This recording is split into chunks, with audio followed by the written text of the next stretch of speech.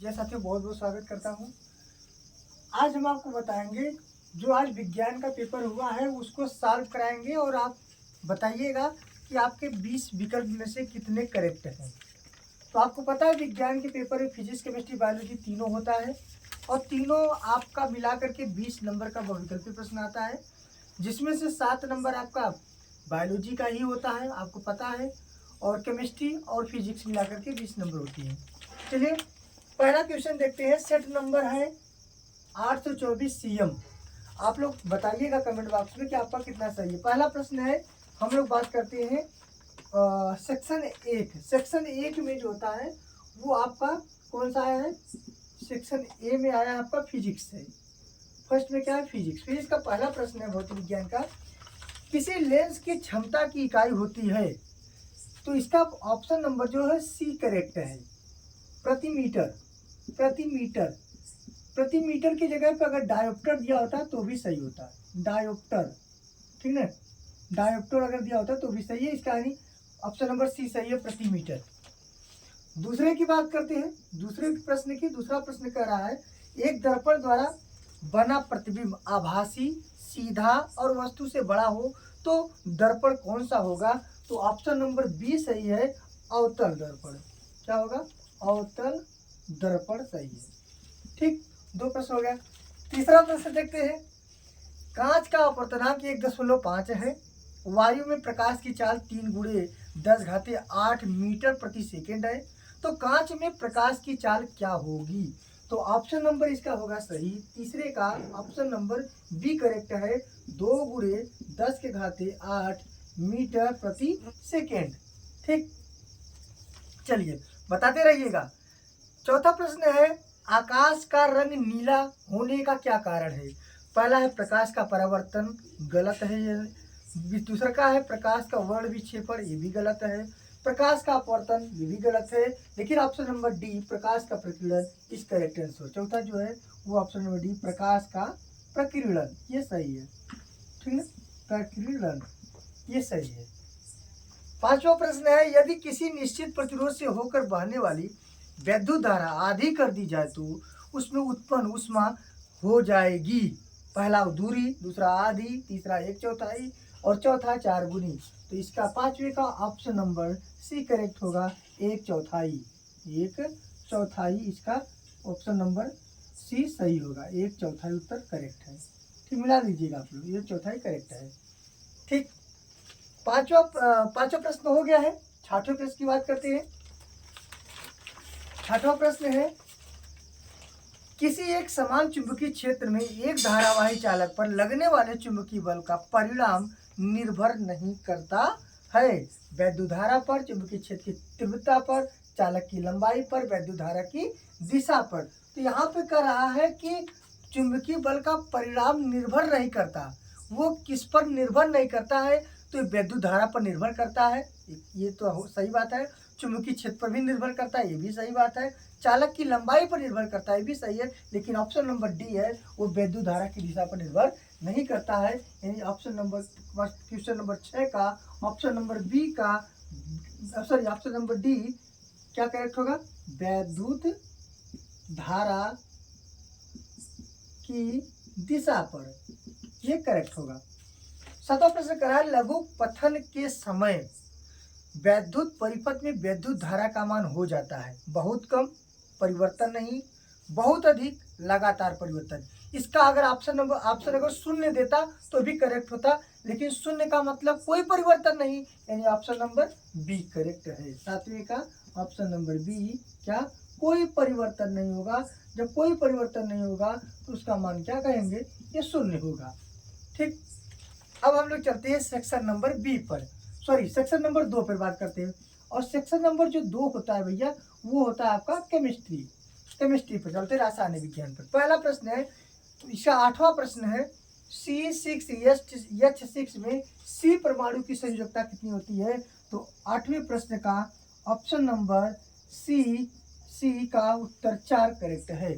ठीक, अब 9वें प्रश्न की बात करते हैं, प्रबल बेस है भैया। Question number 9 Uttar number A NaOH correct answer. ठीक, ये प्रबल बेस है।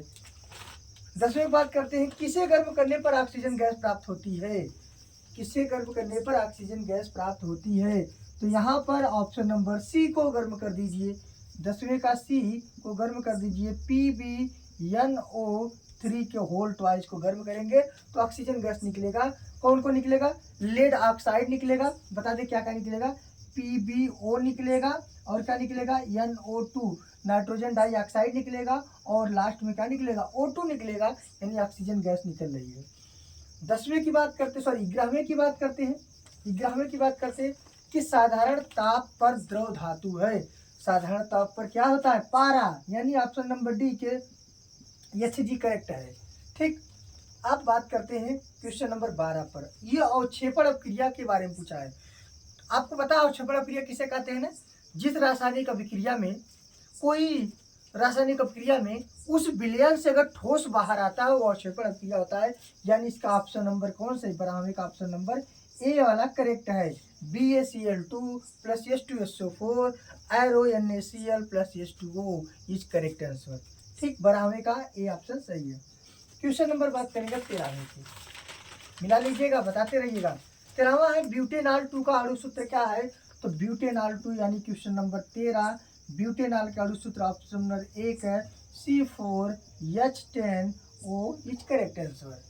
ठीक, 13 की बात हो गई। चलिए 6 प्रश्न केमिस्ट्री हो गया, 7 प्रश्न हो गया आपका किसका? फिजिक्स का। 7 6 13। अब बचा है 7 किसका? बायोलॉजी का है। बायोलॉजी का इसका मतलब आपको सही होना चाहिए क्योंकि हम लोग पढ़े अच्छे से। ये है आपका सेक्शन नंबर सी का और पढ़ना क्या है आपको? बायोलॉजी। इसमें गलत तो होना ही नहीं है। ठीक, इसमें आपके 7 प्रश्न रहेंगे। पहला प्रश्न यहाँ पर दिया है, ध्यान से सुनिएगा। पहला प्रश्न दिया है कि प्रकाश संश्लेषण के लिए क्या आवश्यक है? भैया क्वेश्चन नंबर 14, प्रकाश संश्लेषण के क्या आवश्यकता है? पौधे को भोजन के लिए क्या आवश्यकता है? कार्बन डाइऑक्साइड चाहिए, जल तो चाहिए, सूर्य का प्रकाश चाहिए और पर्णहरिम चाहिए, यानी option number C is correct answer. Option number C. क्या क्या चाहिए आपको बता दें? कार्बन डाइऑक्साइड चाहिए, CO2 चाहिए, H2O चाहिए और क्लोरोफिल चाहिए और क्या चाहिए भैया? और जल चाहिए, यानी H2O चाहिए। ठीक ना? और ये तो आपका ऑप्शन नंबर क्या है? सही है। ठीक ना? और सूर्य का प्रकाश यानी सनलाइट चाहिए, ये तो करेक्ट है। बात करते हैं क्वेश्चन नंबर 15। क्वेश्चन नंबर 15 की बात करते हैं, दिखाई दे रहा है? क्वेश्चन नंबर 15 की बात करें। करा थायरॉक्सिन हार्मोन्स बनाने की आवश्यकता पड़ती है? सीधा सीधा बिना सोचे मार दो, आयोडीन। बी वाला आयोडीन। ठीक है ना? क्योंकि थायरॉक्सिन जो थायराइड ग्रंथि होता है वहाँ थायरॉक्सिन नामक हार्मोन से आपको आयोडीन की कमी होती है तो घेंघा रोग हो जाता है। ठीक, चला बात करते हैं 16वां प्रश्न। 16 प्रश्न क्या है? मेंडल ने लंबे और बौने मटर के पौधे के मध्य क्रॉस कराया तो पूछ रहा है F1 पीढ़ी में लंबे और बौने के का प्रतिशत क्या था? तो हम आपको बता दें, जब मेंडल ने यह संकलन कराया तो उन्होंने देखा कि सभी क्या यानी 100% लंबे पौधे ने मिले थे। ठीक ना? ऑप्शन नंबर ए करेक्ट है। संकलन करके दिखा दें, देखो कैपिटल टी स्मॉल टी दोनों के बीच करा, कैपिटल स्मॉल फिर कैपिटल स्मॉल फिर कैपिटल स्मॉल और फिर कैपिटल स्मॉल। बताओ हर जगह कैपिटल मिला कि नहीं मिला? 100% बताओ लंबा मिला कि नहीं मिला? यानी ऑप्शन नंबर ए करेक्ट हो गया। ठीक, अब बात करते हैं 17वां प्रश्न। 17वां प्रश्न कह रहा है, बहुत अच्छा प्रश्न, निम्नलिखित में से पारितंत्र का जैविक घटक है? माने किसी भी इकोसिस्टम का जो सजीव माने बायोलॉजिकल माने लिविंग ऑर्गेनिज्म क्या है? सजीव क्या है? बताओ। ताप सजीव है? नहीं। ताप कहाँ था सजीव भाई? वायु सजीव है? नहीं, वायु तो निर्जीव है। जल है? जल नहीं। खनिज है? नहीं। लेकिन पेड़ पौधा क्या है? सजीव है। यानी कि आप क्वेश्चन नंबर 17 का ऑप्शन नंबर ए यानी क्या? हरे पेड़ पौधे क्या होते हैं? सजीव घटक होते हैं। क्या होते हैं? सजीव यानी जैविक घटक होते हैं। फिर 18 नंबर प्रश्न देखिए, कितना अच्छा प्रश्न पूछा। 18 नंबर नीचे कहाँ से दिखाई दे रहा है? नहीं उसको यहाँ दिखाई दे रहा है। 18 नंबर देखिए प्रश्न। 18 नंबर क्या कह रहा है? द्वार कोशिका पाई जाती है कहाँ? फेफड़े में नहीं। फेफड़े में कहाँ पाई जाती है? यकृत में भी नहीं है, हृदय में नहीं। द्वार कोशिका कहाँ? ऑप्शन नंबर सी, रंध्र में, स्टोमेटा में पाया जाता है। स्टोमेटा वाला शब्द याद रखिएगा, ये अंग्रेजी शब्द है। हम जब पढ़ा रहे थे आपको बता रहे थे बार बार, स्टोमेटा अंग्रेजी में पूछा जाएगा। देखो आ गया ना स्टोमेटा, ये रंध्र दिया होता चाहे स्टोमेटा, बात ही कही है। क्वेश्चन नंबर 19 की बात करते हैं, ठीक है। कमेंट करते रहिए आपका कितना सही है। कह रहा है कि वायुमंडल के ऊपरी सतह पर उपस्थित ओजोन जो गैस होता है वो सूर्य के प्रकाश से आने वाली किस प्रकार की विकिरण से पृथ्वी को रक्षा करता है। सूर्य के प्रकाश से जो किरण आता है तो एक ओजोन परत होता है, इसे हम लोग O3 कहते हैं। ओजोन गैस होता है, वो ओजोन गैस की एक लेयर होती है। वो कौन सी गैस को रोकता है ताकि पृथ्वी पर रहने वाले प्राणी जंतु पौधा को नष्ट खराब मतलब उनके शरीर को किसी प्रकार का रोग उत्पन्न करें, तो होता है अल्ट्रावायलेट किरणें, माने पराबैंगनी किरणें। यानी ऑप्शन नंबर 19 का ये सही है। कौन? पराबैंगनी किरणें। चलिए क्वेश्चन नंबर 20 की बात करते हैं। क्वेश्चन नंबर 20 क्या कह रहा है भैया? ये कह रहा है निम्नलिखित में से सुमेलित कीजिए, मतलब कौन सही है ये बता दीजिए। कह रहा है विखंडन, विखंडन विधि द्वारा अमीबा में लैंगिक जनन होता है, लैंगिक जनन होता है, अमीबा में विखंडन द्वारा होता है। फिर कह रहा है ब्रायोफिलम में खंडन के द्वारा होता है, स्पायरोगायन में मुकुलन के द्वारा होता है, हाइड्रा में कायिक परिवर्तन होता है। तो यहाँ पर ब्रायोफिलम तो कायिक जनन होता था ना पत्ती के द्वारा, ये तो हटा दीजिए, इसको गलत है ये। हाइड्रा में तो भैया मुकुलन होता था, कायिक परिवर्तन नहीं, हटाओ इसको, ये भी गलत है। स्पायरोगायन में लैंगिक जनन होता है, मुकुलन कहाँ से होता है, इसको हटाओ। यानी ऑप्शन नंबर ए सही है, विखंडन। क्या है? 20 का ये यानी विखंडन जो है ये सही होगा। किसमें? अमीबा में। अमीबा में विखंडन होगा, और विखंडन में कौन प्रकार होगा? चाहे वो बहुखंडन हो जाए और चाहे वो द्विखंडन हो जाए, ठीक ना। यानी आपका ये विकल्प इतना करेक्ट है, आप लोग मिला लीजिएगा कितना आपका सही है। इसके साथ साथ अब हम बात करते हैं बायोलॉजी का। बायोलॉजी में कौन कौन क्वेश्चन आया है इसको सॉल्व करा देना। चलिए बात कर रहे हैं बायोलॉजी में। आप पर क्वेश्चन नंबर 8 कह रहा है कि निम्नलिखित पर संक्षिप्त टिप्पणी लिखिए।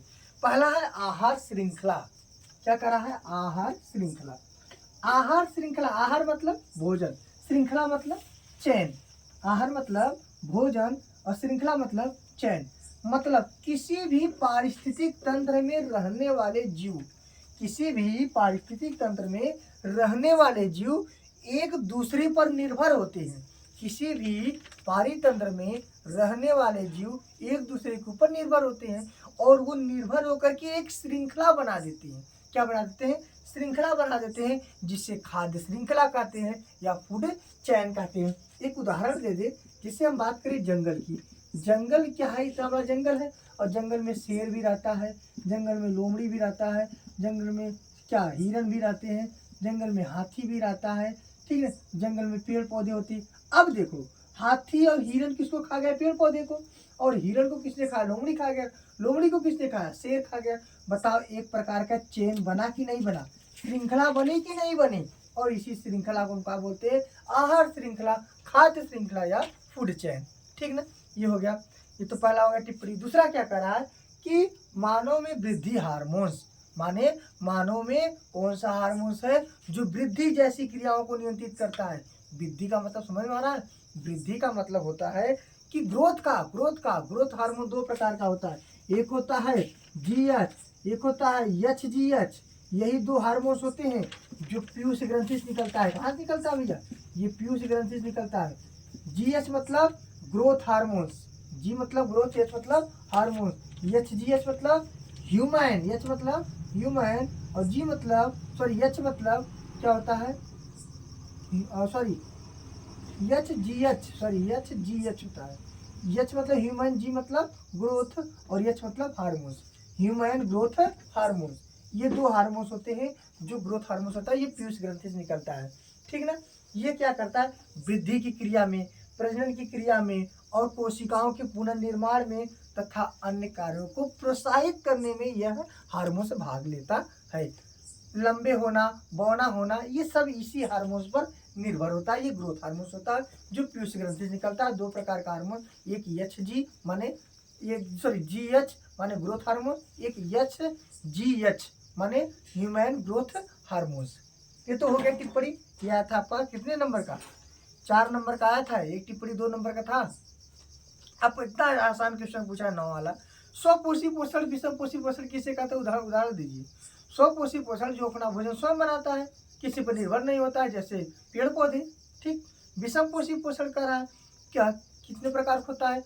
3 प्रकार का, परजीवी, सहजीवी, मृतोपजीवी, जो अपना भोजन स्वयं नहीं बनाते हैं। परजीवी मतलब आपका जैसे जूवत हो गया, सहजीवी का मतलब जैसे आपका बता अमरबेल हो गया, मृतोपजीवी मतलब इससे होगा कवक हो गया, ठीक, ये सब विषम पोषण हो गए। फिर 10वां प्रश्न करा प्रतिवर्ती क्रिया किसे कहते हैं? जब किसी वायु उद्दीपन के प्रति शरीर तुरंत अनैच्छिक क्रिया करता है, जैसे बाहर ऐसी कोई क्रिया हो आपका शरीर तुरंत एक्टिव कर हो जाए, वो होता है अनैच्छिक क्रिया। जैसे जैसे पलक का झपकना, जैसे आप जल गए तुरंत हाथ हटा लिए, ठीक ना, जैसे आप जल गए तुरंत हाथ हटा लिए, या आपके सामने कोई ऐसे किया आपने पलक को नीचे कर दिया अपने, तो ये सब अनैच्छिक क्रिया होती है और इस पर मस्तिष्क का कोई रोल नहीं होता है। प्रतिक्रिया में हमेशा मेरु रज्जु का रोल होता है, रीढ़ की हड्डी का रोल होता है, इसमें मस्तिष्क का कोई रोल नहीं होता है। लसिका क्या होता है? लसिका क्या होता है? रुधिर का भाग होता है। लसिका जो होता है लसिका वाहिनियों से बहता है। लसिका में हीमोग्लोबिन नहीं पाया जाता है, इसलिए लसिका का रंग सफेद होता है, ठीक ना, ये हो गया। 11वां प्रश्न इंपॉर्टेंट कर रहा है, मानव के उत्सर्जन तंत्र की संरचना कार्य विधि का वर्णन करिए। उत्सर्जन तंत्र मतलब शरीर में जो अपशिष्ट पदार्थों को बाहर निकालता है वो उत्सर्जन कहलाता है। उत्सर्जन क्या होता है? उत्सर्जन कौन होता है? किडनी होता है, जो मूत्र को फिल्ट्रेशन करता है, आपके शरीर से अमोनिया को, आपको पता है यकृत अमोनिया को यूरियम बदलता है, यकृत अमोनिया को यूरियम बदलता है और यूरिया आपका किडनी क्या करता है? बाहर निकाल देता है, ये उत्सर्जन हो गया। तो किडनी का फिगर पूछा था, आप आसानी से बना सकते थे। अगर नहीं आ रहा था तो ऑप्शन में कह रहा है पादपों में परिवहन, परिवहन वर्णन करिए, इसके महत्व बताइए। अरे परिवहन का मतलब कहाँ कि भोज्य पदार्थों के एक स्थान से दूसरे स्थान पहुंचाना, इसमें समानुतक पाए जाते थे जाइलम और फ्लोएम। जाइलम जो जड़ों से जल को खनिज लवण का अवशोषित करके ऊपर की तरफ भेजता था, फ्लोएम जो ऊपर से भोज्य पदार्थों को क्या करता था? नीचे की तरफ पहुंचाता था। यही तो हो गया ना, यही नहीं है कि पादपों में परिवहन। इस प्रकार से आपने अपना पेपर अच्छा सा किया होगा और मिलाए होंगे तो संतुष्ट भी होंगे, क्योंकि आप अच्छे से पढ़े भी थे और हम सभी चीज़ों के बारे में आपको पढ़ाए थे, बार बार कह रहे थे कि चीज़ों को पढ़ लीजिए। आप में इम्पोर्टेंट है, 4 फिगर तो बार बार नाम ले रहे थे, फलाने का फिगर, फेफड़ा का फिगर, यकृत का फिगर, सॉरी हृदय का फिगर और किडनी का फिगर। देखो आ गया ना किडनी। इसी प्रकार से ऐसे बात करते मेंडल का नियम पढ़ लो, डीएनए की संरचना पढ़ लो, वो सब तो अगले सेट में किसी में आया होगा, ये आप में आया कि नहीं आया। इस प्रकार से इंपॉर्टेंट क्वेश्चन है, मिला लीजिए और कमेंट बॉक्स में बताइए। तब तक के लिए धन्यवाद।